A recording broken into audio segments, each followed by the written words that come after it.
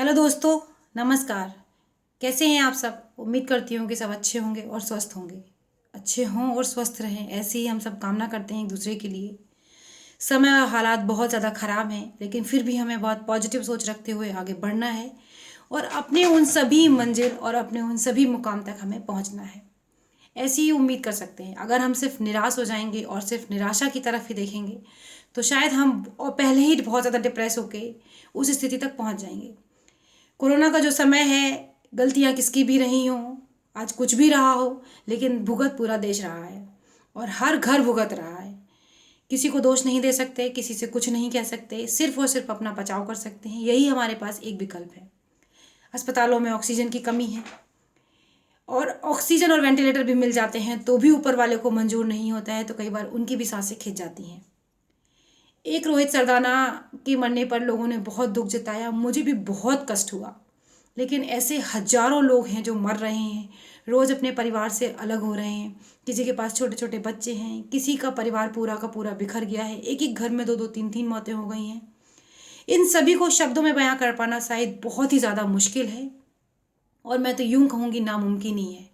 सभी के घर में कोई ना कोई बीमार है, सभी बहुत परेशान हैं इस समय पर। ना ही मुझे लगता कि जिसके घर में परिस्थितियां खराब हैं, किसी का पढ़ने में मन लगता होगा या ऐसा लगता होगा चारों तरफ से सिर्फ और सिर्फ निराशा ही नज़र आ रही है। लेकिन जीवन ऐसे नहीं चलता है। आपको फिर भी बहुत पॉजिटिव सोच रखते हुए आगे बढ़ना है। हर किसी के लिए ऊपर वाले ने कुछ ना कुछ ज़रूर सोच रखा है। जिसका जितना समय है वो सिर्फ उतने दिन तक ही आपके साथ रहेगा। आपके सोचने से, आपके करने से कुछ नहीं होने वाला। जितनी चीज़ें हम कर सकते हैं उतनी हम करने की कोशिश करेंगे, अपने आप को, अपने आसपास के लोगों को सुरक्षित रखने की। लेकिन फिर भी अगर ईश्वर को मंजूर नहीं होगा तो हम कुछ भी नहीं कर पाएंगे। तो मैं सिर्फ इतना ही कहना चाहूँगी कि आप सभी लोग, जितने भी लोग हैं, जितने भी लोग मुझे सुन रहे हैं, ज़्यादा से ज़्यादा इसको शेयर करें। मुझे लगता चुनाव ज़रूरी नहीं थे, लेकिन कराए गए। उसमें जितने लोगों की भी मृत्यु हुई है, इसका जिम्मेदार कौन? उनके परिवार बिखरे, इसका जिम्मेदार कौन? हो सकता सरकारें लॉकडाउन लगा देती तब भी ये सिचुएशन होती, चुनाव रोक देते तब भी ये सिचुएशन होती, लेकिन फिर भी एक ये तो होता कि हम हाथ पे हाथ धरे नहीं बैठे थे। हमें कम से कम ये तो लगता कि कुछ कुछ तो कर रहा है। एक वो व्यक्ति जो घर में परेशान है, पीड़ित है, उसको कोरोना हो रखा है, उसके माँ बाप सोच रहे हैं, उसके भाई बहन सोच रहे हैं कि इसको हॉस्पिटल ले जाया जा सके और वो नहीं ले जा पा रहे हैं या सुविधाएं उसे नहीं मिल पा रही हैं, वो ख़त्म हो जाता है। और एक वो व्यक्ति जिसको बीमारी हुई, तुरंत उसे हॉस्पिटल मिल गया, वेंटिलेटर मिल गया, सारी सुख सुविधाएं मिल गई, वो भी मर गया। लेकिन जो परिवार के लोग हैं उनके मन में ये बात रहती है कि शायद अगर मुझे इलाज मिल जाता, या मेरे बच्चे को, या मेरे पति को, या मेरे भाई को, या मेरी बहन को, किसी को भी, जो भी रिलेटिव है, उसको अगर इलाज मिल जाता तो आज वो अच्छा हो जाता। यही सब अफसोस है कि नहीं मिल पा रहा है और हालात इतने बिगड़ चुके हैं। आंकड़े छुपा लेने से या आंकड़े कम बताने से कुछ नहीं होता। आप अपने आसपास नज़र दौड़ाइए, आप अपने आसपास देखिए, आपको पता चल जाएगा क्या पिछले साल जैसी स्थिति है। पिछले साल इम्यूनिटी बहुत अच्छी है, लोग बोलते थे। ये है, बहुत हल्के में लिया कोरोना को, सभी ने लिया, सरकारों ने भी बहुत हल्के में लिया और जनता ने भी बहुत हल्के में लिया। आज शायद उसी का ये गंभीर परिणाम हम सब भुगत रहे हैं। हम देखते थे कि अमेरिका किस तरीके से परेशान है, हम सोचते थे कि भारत की इम्यूनिटी बहुत अच्छी है, बट ऐसा हम गलत साबित हुए। खैर, जो भी है, अब लड़ना है इन सभी चीज़ों से और हमें समझना है और सुधरना है। और भगवान करे सभी के परिवार सुरक्षित रहें, जो लोग भी जितने लोगों से कनेक्ट हैं सबके परिवार सुखी रहें। लास्ट लेक्चर में मैंने आपको बताया था कि जितने भी पॉइंटर्स हैं या जितने भी ये मैं तैयारी करा रही हूँ आपको, ये सभी का सब यूपी पीसीएस 2021 आरओ एआरओ दोनों के लिए है। यहाँ से अक्सर कर क्वेश्चन पूछे जाते हैं और वो एरिया है कई बार बच्चे से छोड़ देते हैं। तो मैं सिर्फ आपको रिविज़न के तौर पर उन सारी चीज़ों की तरफ ले जा रही हूँ जो आपके लिए एग्ज़ाम में बहुत ज़्यादा ज़रूरी होंगी। लास्ट लेक्चर में मैंने आपको बताया था कि गुप्त साम्राज्य के बारे में मैंने आपको सारी चीज़ें बताई थी कि क्या क्या था। मैं आप अगर आपने पुराना वीडियो देखा है और समझा है तो मैं आपसे उम्मीद करूंगी कि आप हमें ज़रूर बताएं कि गुप्त साम्राज्य में जो जो चीज़ें थी, कौन कौन सी हायरार्की थी, कौन पहला शासक था, फिर दूसरा कौन था, फिर क्या था, किसके टाइम पर महत्वपूर्ण चीज़ें हुई थी, किसने हुडों के आक्रमण को रोका था, और कुमारगुप्त के टाइम पर क्या इंपॉर्टेंट चीज़ थी। संगीत के प्रेम का पता किससे चलता है हमें कि समुद्रगुप्त बहुत ज़्यादा संगीत के प्रेमी थे। ये सारी चीज़ों को अगर आप एक बार कमेंट में बताएंगे तो आपको भी पता चलेगा अच्छे से और दूसरे लोगों को भी उससे आसानी होगी। जिन लोगों ने नहीं भी वीडियो को देखा है वो कम से कम कमेंट अगर पढ़ेंगे तो कमेंट से ही वो कुछ कुछ समझ जाएंगे। बहुत ज़्यादा, देखिए मेरे साथ अभी क्या है ना, मेरे साथ बहुत ज़्यादा स्टूडेंट्स नहीं जुड़े हुए हैं, जो बिल्कुल फैक्ट है। लेकिन धीमे धीमे जब तक ये चीज़ें लोगों तक पहुंचना शुरू होंगी, तब तक मैं उम्मीद करूंगी कि वो सारे के सारे स्टूडेंट इन चीज़ों को देखें और कहाँ पर कुछ कमी है वो भी मुझे बताएं, और जो जो पॉइंट्स आपको लगते हैं उनमें मैं सुधार करने की पूरी कोशिश करूंगी। तो चलिए बिना देर किए शुरू करते हैं और हम देखते हैं मध्यकालीन भारत के बारे में। मध्यकालीन भारत में क्या क्या पॉइंट्स हैं, शुरुआत कहाँ से होती है इसकी, उन सारी चीज़ों को देखेंगे। हम सिर्फ पॉइंटर्स पे बात करेंगे, बहुत ज़्यादा समझाएंगे नहीं, वीडियो बहुत ज़्यादा लंबा हो जाता है। मोहम्मद बिन कासिम के नेतृत्व में अरबों ने भारत पर पहला सफल आक्रमण किया था। शब्द क्या लग गया, सफल। जहां पर सफलता की बात आती है तो मोहम्मद बिन कासिम, एग्जाम में पूछा गया था एक बार कि अरबों के द्वारा भारत पर पहला आक्रमण कब किया गया था, तो उसमें मोहम्मद बिन कासिम ऑप्शन था, लोगों ने टिक किया, फिर भी यूपीपीसीएस ने जो आंसर की निकाली उसमें गलत बताया, कहा भाई वो तो सफल आक्रमण था। तो फिर असफल कौन सा था उसको जरूर बताइएगा। अभी तक ऐसे तथ्यों में मुझे तो दिखा नहीं, लेकिन अगर आपको दिखता है तो जरूर बताइएगा। यूपीपीसीएस हमेशा ये करता है कि अगर 150 क्वेश्चन देगा तो कम से कम 10-12 क्वेश्चन में उसका पक्का लोचा होता ही होता है, और लास्ट में क्या करता है 5 क्वेश्चन गलत कर देगा। जो बेचारे 1-2 नंबर से लटक रहे होते हैं उनका सब बेड़ा गर्क हो जाता है, उनकी पूरी की पूरी पढ़ाई पे, मेहनत पे पानी फिर जाता है।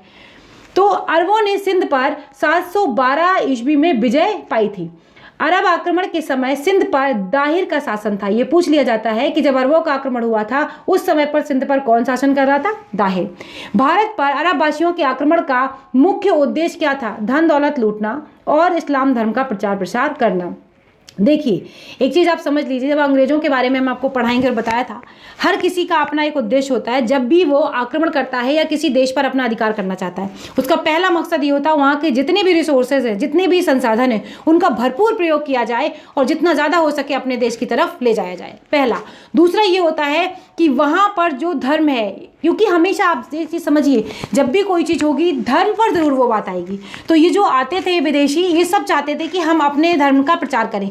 जब अंग्रेज आए तो उन्होंने ईसाई धर्म का प्रचार करना शुरू करा, और उससे पहले जब ये अरबी आए तो इन्होंने क्या सोचा, इन्होंने भी सोचा कि इस्लाम धर्म का प्रचार प्रसार किया जाए। और इस्लाम धर्म के प्रचार प्रसार करने के लिए भी आगे हम देखेंगे चीज़ें, कहीं पर मंदिर तोड़े गए, मस्जिद बनाएंगी, बहुत सारी ऐसी चीज़ें हुई हैं। तो जब भी कोई शक्तिशाली आता है वो हमेशा ऐसे ही काम करता है। अगर उस समय पर बहुत सारे मतलब जो हिंदू नेता थे, सॉरी नेता नहीं, जो इस समय पर हिंदू लोग थे, वो क्या करते थे, वो भी चाहते थे कि बहुत ज़्यादा, जैसे गुप्त साम्राज्य में देखिए मंदिरों का बहुत ज़्यादा निर्माण कराया गया। तो सब अपनी अपनी संस्कृति को आगे बढ़ावा देने के लिए काम करते हैं, क्योंकि बिना धर्म के आम जनता को आप अपनी तरफ नहीं ले पाएंगे। इवन आपकी आज की राजनीति में भी अगर आप देखते हैं तो ये चीज़ें आपको समझ में आती होंगी, अगर थोड़े भी बुद्धिजीवी हैं, कि बिना धर्म के कोई राजनीति पॉसिबल नहीं है। भले ही हमारे कॉन्स्टिट्यूशन में ये चीज़ लिखी गई है कि राज्य का कोई धर्म नहीं है, लेकिन फिर भी राज्य अपने धर्म के नाम पर ही राजनीति करता है। अब अभी फिलहाल में आप बंगाल के चुनाव को देख लीजिए, उससे पहले भी जो चुनाव हुए यूपी वाले, अयोध्या मंदिर हमेशा एक विवादास्पद विषय हमेशा ही बना रहा, और जो हमेशा ही ऐसा रहता है जब भी, क्योंकि आम जनता आपके विकास के कामों से कम आपके इन चीज़ों से जल्दी आपसे कनेक्ट हो जाती है। तो उस समय पर भी ऐसा ही रहा। अब देखते हैं महमूद गजनी के बारे में। 1932 में अल्पतगीन नामक एक तुर्क सरदार यानी गजनी साम्राज्य की स्थापना इसने करी थी। इसकी राजधानी क्या थी, गजनी। महमूद गजनी के बारे में ये बात बताई जा रही है। अल्पतगीन की मृत्यु के पश्चात कुछ समय तक गजनी में पीरितगीन ने शासन किया। किसने किया, पीरितगीन ने। इसी के शासन काल में सर्वप्रथम भारत पर आक्रमण किया गया था। अब देखिए फिर यहाँ पर भी सर्वप्रथम आ गया, भारत पर आक्रमण किया गया। तो ये किसके टाइम की बात करी जा रही है, गजनी के टाइम की।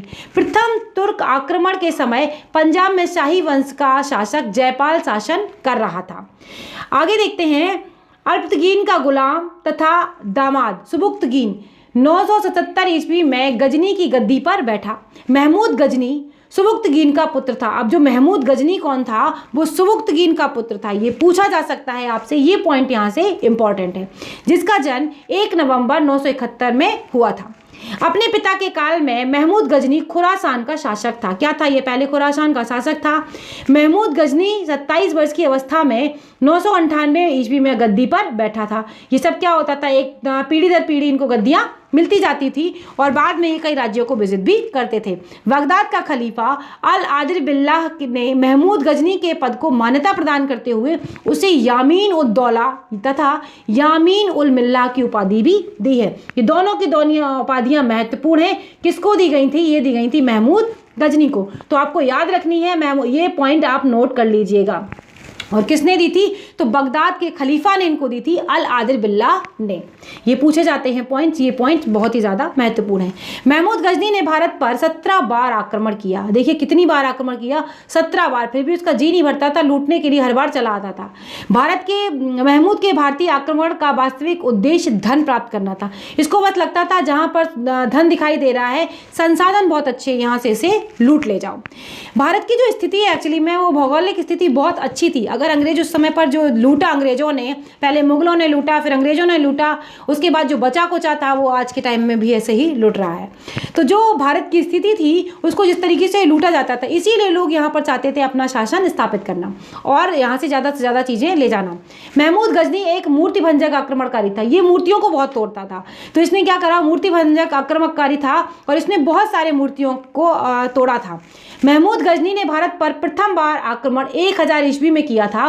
पेशावर के कुछ भागों पर अधिकार करके वह अपने देश लौट गया था। क्या करता था, आता था, धन दौलत पैसा लूटा, आक्रमण किया, जो मिला सो मिला लेके भाग गया। फिर कुछ टाइम बाद मन हुआ, फिर ये वापस आ गया। महमूद गजनी ने 1001 में शाही राजा जयपाल के विरुद्ध आक्रमण किया था। अब किसके विरुद्ध किया? शाही राजा जयपाल के विरुद्ध। इसमें जयपाल की क्या हुई? पराजय हुई। महमूद गजनी 1008 में नगरकोट के विरुद्ध हमले को मूर्तिवाद के रूप विरुद्ध पहली महत्वपूर्ण जीत बताई गई थी। जो महमूद गजनी था उसका 1008 में नगरकोट के विरुद्ध हमले को मूर्तिवाद की पहली जो महत्वपूर्ण जीत थी वो बताई गई थी। महमूद गजनी ने थानेसर के चक्रवा स्वामी के कांच से निर्मित आदम कद की प्रतिमा को गजनी भेजकर रंगभूमि में रखवा दिया था। किसको रखवा दिया था? आदम कद की प्रतिमा को। महमूद गजनी का सबसे चर्चित आक्रमण 1025 में सोमनाथ मंदिर था। ये बहुत महत्वपूर्ण है, आपको पता ही होगा ये तो। खैर, सोमनाथ मंदिर सौराष्ट्र पर हुआ था। इस मंदिर की लूट में उसे करीब 20 लाख दीनार की संपत्ति हाथ लगी थी। दीनार आप बताएंगे क्या है? मैंने आपको अभी कुछ टाइम पहले बताया था पिछले वीडियो में, जब गुप्त साम्राज्य पढ़ा रही थी वहाँ पर। तो बताइएगा दीनार किसे कहा जाता था? सोमनाथ की रक्षा में सहायता करने के कारण अनहिलवाड़ा के शासक पर महमूद ने आक्रमण किया था। सोमनाथ मंदिर लूट कर ले जाने के क्रम में महमूद पर जाटों ने आक्रमण किया और कुछ संपत्ति भी उससे लूट ली थी। लेकिन वो तो आता ही था लूटने के लिए, उससे कितनी लूट लोगे और तो वही चीज़ थी, जब आता था अपना लूट लाट के सब कुछ चला जाता था। अब देखते हैं महमूद गजनी का अंतिम भारतीय आक्रमण 1027 ईस्वी में जाटों के विरुद्ध था, जैसा कि मैंने बताया, और इसकी मृत्यु जो हो गई थी वो हो गई थी 1030 में। सुल्तान की उपाधि धारण करने वाला प्रथम शासक महमूद गजनी था। इसने सुल्तान की उपाधि धारण करी थी। महमूद के सेना में सेमदराय एवं तिलक जैसे हिंदू उच्च पदों पर आसीन थे। अल बरूनी, फिरदौसी, उतवी तथा फारूकी महमूद गजनी के दरबार में रहते थे। ये चारों के चारों बहुत ज़्यादा महत्वपूर्ण है, इनसे पूछा जाता है। स्पेशली अल बरूनी के लिए बहुत पूछा जाता है कि अल बरूनी किसके दरबार में रहते थे।